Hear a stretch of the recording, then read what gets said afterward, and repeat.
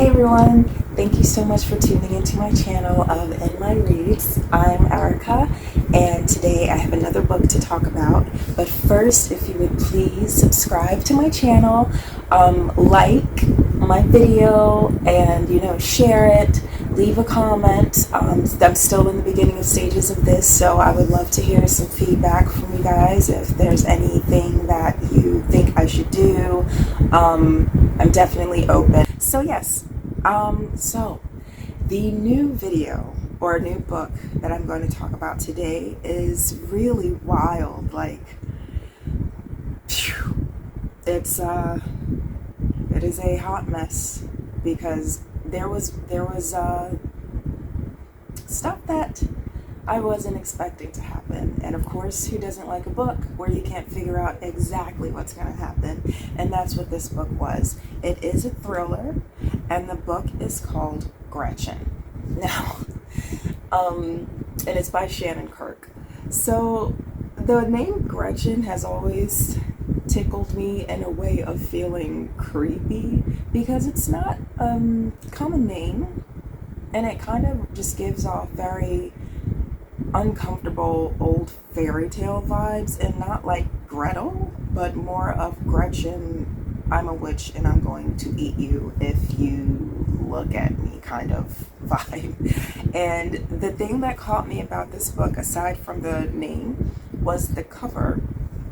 And as you can see, the cover is a little awkward. Like, I really wanted to know, what does a rotten, dried up orange and a bird cage have in common? I need to find out. So I did.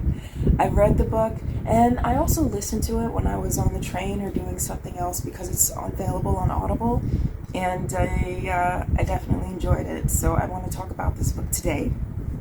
So again, it's called Gretchen. The author is Shannon Kirk, and it is a psychological thriller, and it is read in first-person point of view. Let me read you the synopsis. Also sorry if I look a little haggard. I just got off of work, so, I'm not all together there. Usually when I get off work, I just relax and write a little bit and maybe watch something too. So I'm not very well put together at the moment, so give me a second, bear with me. I thank you for your time and your patience. Let's get this synopsis up for you guys. One eternity later. Here we go. All right. So, Gretchen. And we shall begin here. The new tenants have a terrible secret. So do the landlord and his daughter. Ever since Lucy was 2, she's been on the run alongside her mother. She's never understood the reason for a lifetime of paranoia, aliases, and lies. All she understands are the rules. Never lock eyes with strangers, never let your guard down, and always be ready to move on. Finally, after 13 years in 11 states, their next hideaway seems perfect. An isolated, fortress-like place in the New Hampshire woods is the new home they share with its owner, a gentlemanly pianist, and his lonely daughter, Gretchen. She's Lucy's age and soon becomes Lucy's first real friend. But Gretchen and her father have secrets of their own, and an obsession with puzzles that draws Lucy into a terrifying new game of hide-and-seek. Lucy's dark past is about to come calling. And this time, for her and her mother in the house on the hill, it might be too late to run. So, after reading that synopsis and trying to put it together with the picture, the only thing I could think about was the landlord and the daughter / Gretchen probably snatched them up and put them in a dungeon in the birdcage or something. So that obviously doesn't make sense because a human can't fit in a birdcage. So I'm like, I got to read and find out. So chapter 1, we will begin there. I think I only went through 2 chapters to review for you guys in hopes that it would want to bring you into the story. And I think it would, because both chapters cover so much and just the 2 chapters that I feel like you definitely want to move forward. So chapter 1. Mom and I are living in our 10th state. I feel the pattern calling. I just know we'll be running toward our 11th state soon. When I read that, I'm like, oh, you guys, it is clear you're on the run. And it's something pretty bad that you're running from. So that's how the story begins, and it clearly has like a gigantic red flag. So we also know at this time that Lucy is the main character. It's who we're hearing from her point of view. And she tells us how she gets these feelings that let her know she and her mom are about to go on the run again. She's hoping that one day they can stop the cycle so they can live a normal life. And Lucy's only 15, and she's in her 3rd high school, and she repeats how that feeling of dread is not going away, the feeling of them constantly being on the move, or that it's about to come up that they have to move again. She describes it as like a click, like a trigger of the pattern. And when the click happens in this pattern, it's always the same theme, but it just happens in a different way. So basically, she and the mom freak out when someone says they look familiar or they look like someone they know. And for most people, that's normal. You know, like somebody will say, oh, you remind me of, my cousin. Oh, you look, have we met before? Or, something like that. Oh, you look like a celebrity. But not for them. It's like, it is a calling card for we need to freaking leave right now, which is obviously very awkward.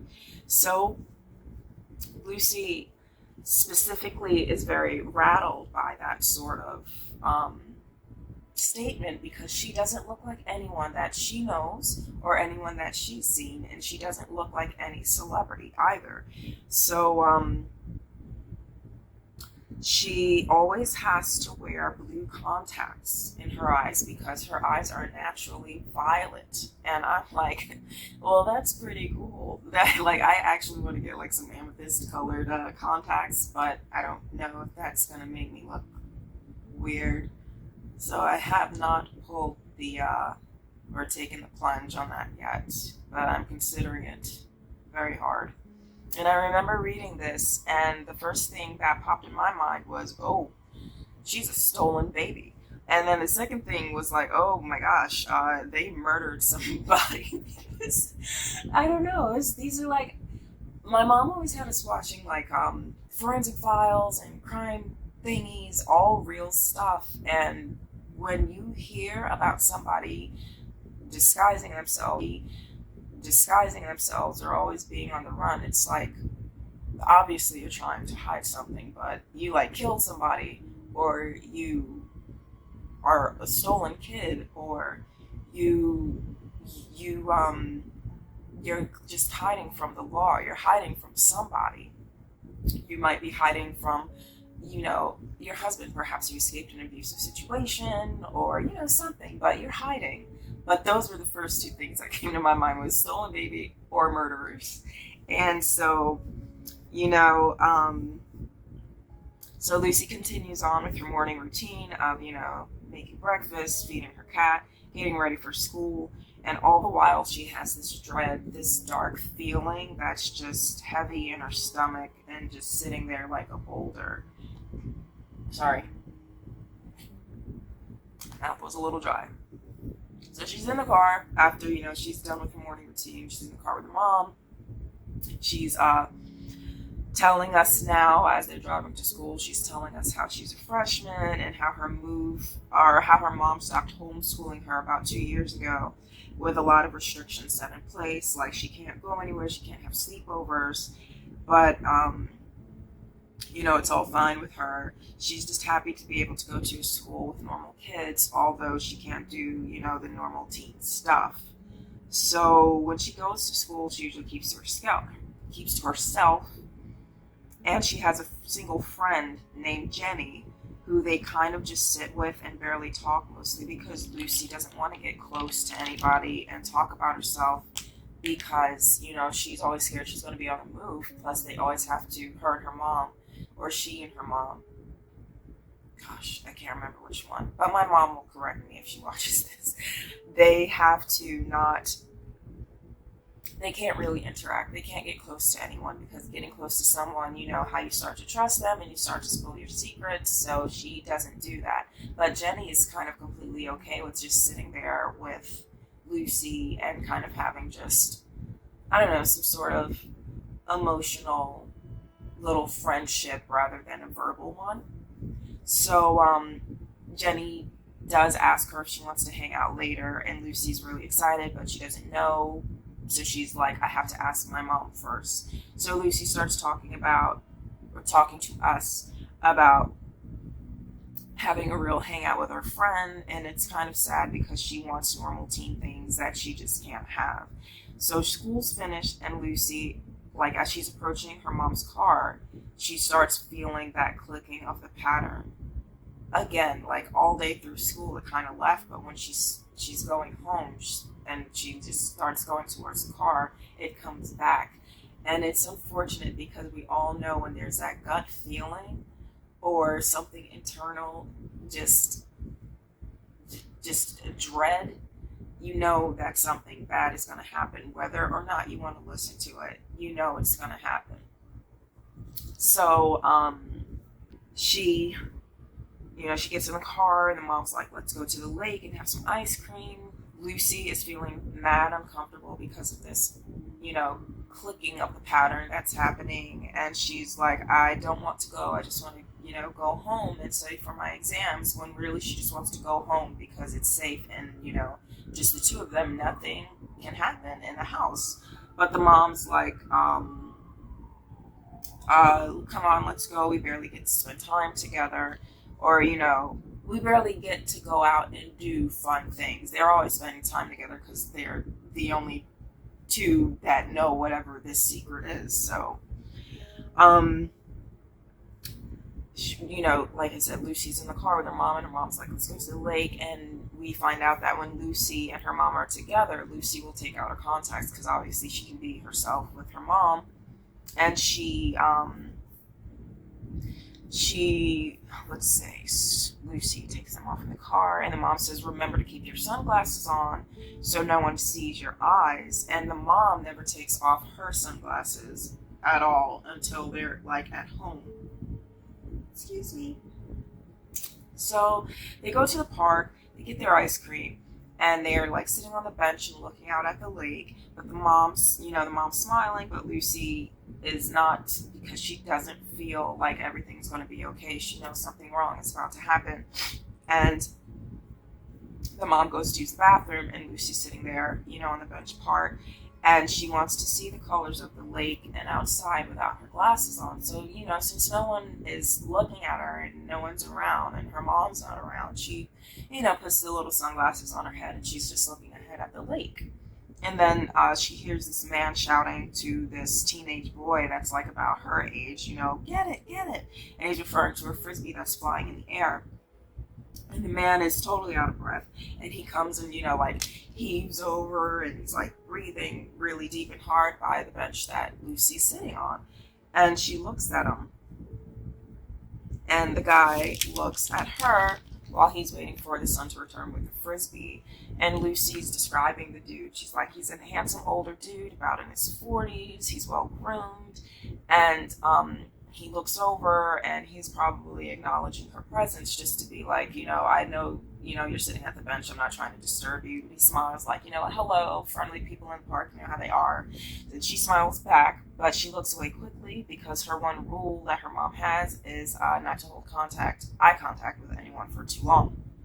So Lucy also realizes that her contacts aren't in and she has her sunglasses on her head. So her violet eyes are just popping. And, although she knows this, she actually hesitates to put the glasses back on. And I was like, okay, whatever is happening in your life, you're tired of it and you kind of want to expose yourself. So, she leaves the glasses on her head and she decides to look back at him. And she's allowing the guy to look at her and take in every part of her face, especially her violet eyes. And she says to us, she's like, I'm not sure why. I'm not sure why. I've never done this before. Why? Look away. Put your glasses on. But she keeps looking at the dude. But eventually she looks away. And she thinks about how much her mom is going to flip out. If her mom is anywhere nearby looking, she's like thinking how much the mom is probably flipping her wig right now. So the man says, hey, wow, gosh, you resemble so much like, and he's doing, that whole thing where people are trying to figure out who somebody looks like. You like look in the air, you do, some of this, and you're like, that's what the guy's doing, because he looks familiar to her. And again, Lucy doesn't look like anybody, so she's like, oh, fuck. So the guy's really trying to pinpoint it, and he calls his son over, and he says to the son, hey, doesn't she look like, who is it that she looks like? And the kid, he's trying to figure it out too. And Lucy said, she goes, and thus the card clicks, and so shall begin our pattern. Our dreadful, predictable pattern. I knew it. I fucking knew it. Shit. So then she hears, babe, and it's her mom, who has been watching this scene from atop the hill. And she knows it's time to go ASAP. And she knows her mom saw everything and that she's going to get blamed for them having to go on the run again. So they get in a car and the mom starts to unload how she should have never stopped homeschooling her. And now they have to go, and Lucy is sad because she doesn't want to go. And she wants to hang out with Jenny tonight like a normal teen, but obviously that's not going to happen. They head straight home, and then they start packing. So chapter 2, we find Lucy waking up, crossing into Massachusetts, and she apologizes to her mom again for not, following the rules of keeping your sunglasses on and not holding eye contact with anyone and not talking to anyone. And the mom apologizes for them always having to be on the run. And if they're caught, Lucy's father, this mysterious figure who we don't know much about, will take her away. So, and he'll take her away to another country where apparently women have no rights and are treated like trash. So we're getting an idea of possibly why Lucy and her mom are on the run. And at this point, I know I keep referring to the mom as the mom, but we don't know the mother's name yet. So that's why we call her the mom. And the mom says it's just until Lucy's 18 years old. She looks at Lucy, though, when she says this, and then she quickly looks away. And Lucy says she notices how, ever since she started developing, as a teenager, looking a little older and stuff, that her mom doesn't look at her like she doesn't look at her long. It's mostly like, quick glances away, which I find to be odd. But it also triggered my thoughts into thinking something very specific. And when she looks at her, Lucy says she always winces. And I'm like, okay, this kid definitely reminds her of someone very specific. Maybe the mom killed the dad. Or, I don't know. But whatever it is, she's feeling guilty about something that she did, and the girl Lucy is reminding her of something terrible that she's done. So they keep driving, and Lucy gives a briefing about what her mom told her about her father, which is that the dad is a powerful man with old connections to royalty and a very specific company, or country, not company, and the mothers in that country have no rights to keep their babies if the dads decide to take the kids. So the mom says they have to stay on the run, because if the father catches them, he's going to take Lucy, and the mom might be, punished in some kind of odd way. I don't know. So a bit later, the mom tells Lucy she's going to let Lucy work, and that they're moving to a place called Millburg. I think that's what I wrote. And Lucy sees she's going to get Oh, and the mom shows her pictures of the new place that they're moving into, and Lucy's going to have her own bathroom, and she's very excited. And the mom says, yeah, and you can clean up all your hair clogs in your own bathroom now.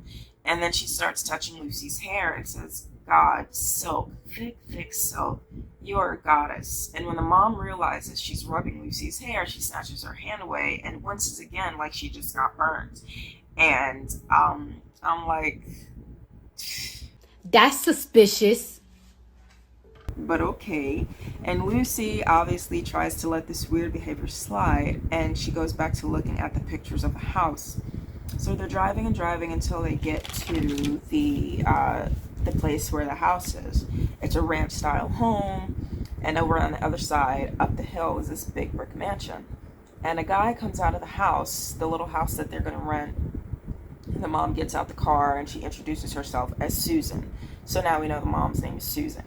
And that she and Lucy saw the place for rent. The guy looks confused, and then this high-pitched voice says, I placed the ad, and this little chick about Lucy's age comes out from behind the side of the shed that's next to the rental. So Lucy describes her as wearing a white sundress with like apples all over it, and she's shorter than Lucy, thinner and frailer, and she's got like strawberry blonde hair, and she's fair skinned with patches of red that brighten and soften like pulsing colors on an octopus. And I'm gonna tell you guys, when I read that description and the visual that came in my mind of some little, fair-skinned chick with like splotches of white that are like glowing and pulsing, I got very uncomfortable and disgusted. It's just not giving a pleasant visual. It's making me just feel kind of gross. And if I saw that in real life, I probably wouldn't want to look at that human, because that's just weird, especially when you have to toss in it reminds her of an octopus. And you know how octopi and how when they get aggravated, their whole body just literally pulses from like color to color. And to envision that on a human, I wasn't feeling that. And I'm like, already this little girl is not, I don't like her. And that's rude, but that's how I felt. It's creepy as fuck, and it's not meshing well with my senses. So this sentiment is actually used throughout the story to give a visual of how this girl, when she is in an emotional state, you can see it on her skin. So anyway, this girl says to her dad it's time that they run again. So she placed the ad. The dad didn't place the ad, the little girl did. Or 15-year-old, whatever you want to call her, the teenager did. So the girl introduces herself, and she is Gretchen, and she shakes the mom's hand. And Lucy notices out of her peripheral vision that the mom is kind of shaking, and her hand like slowly drops to her side, and it's trembling super hard, and she clenches her hand into like a fist. And Lucy says, something about this girl has frightened her, and I'm not sure what. And when Gretchen's about to approach Lucy, the dad's like, I'm not sure about this. Let's talk for a second. So he asks for a moment to speak with Gretchen alone, and the mom walks backward, all like, just like mad weird. And then she, she walks backwards towards the car. And it's, so Lucy follows, and once they reach the car, the mom is like, this is all wrong. Her name is Gretchen. And it's a sign. Lucy is trying to get her mom to tell her why that name scares her so much, because honestly, like I said in the beginning, Gretchen is an odd name, and it's giving me, a witch who's going to eat you if you look like her, but it would never scare me to the point of having to walk backwards to keep my eye on the Gretchen and freak out and be all shaky after this young chick shook my hand. What's the deal? So Lucy's really just trying to be like, Mom, how does this name freak you out? You're gonna have to explain it yourself to me, because it's just a fucking name and I'm tired of running, and you need to get it together.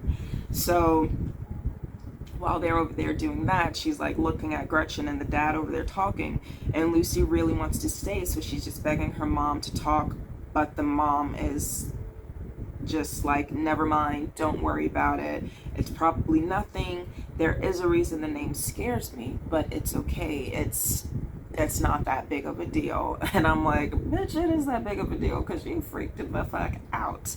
So she's like, I'm just a little startled, and if he'll let us stay, then we will stay. So then everything is resolved, and Gretchen and the dad start walking over. The dad finally introduces himself as Jerry, and he tells of why he was so unsure about renting again. Apparently they had a renter for 10 years who just suddenly disappeared, and that seemed to startle the Jerry, and he didn't want to rent out again. So yeah, and Gretchen convinced him that it's a good idea to rent again, so that was that. And they go in the house, and Jerry and Gretchen show Lucy and Susan around, and Lucy and her mom like the place, so they take it, and Gretchen is basically telling Lucy that they're going to be friends, and Lucy's like, yeah, sure. She just knows that the girl is weird, but she also wants a friend, so she's like, whatever, we can be friends. I won't have any other friends anyway, and you're my landlord's daughter, we'll probably always be in close contact, so sure, fine. And unfortunately though for Lucy, Gretchen is a friend that no one wants, and it turns out that Gretchen isn't Lucy's only problem though, and sadly for Lucy, all of her problems are like really terrible problems that nobody should have. I feel so bad for Lucy, but the book is super good. Like I said, I definitely recommend, because you will want to find out what is the secret, why are they on the run, why does this girl have purple eyes, and what the fuck is up with Gretchen and her dad actually. So please definitely take a chance to read Gretchen by Shannon Kirk. It's really good thriller, and I'm pretty sure you'll like it if you like thrillers and something a little different. And yes, I believe that is all for today. Thank you so much for tuning in. Please like, comment, and definitely subscribe to my channel. And again, I am super grateful that you tuned in, grateful that you're interested in hearing about fun books to read, and I will be back soon with another video. And yes, thanks again, and have a great night.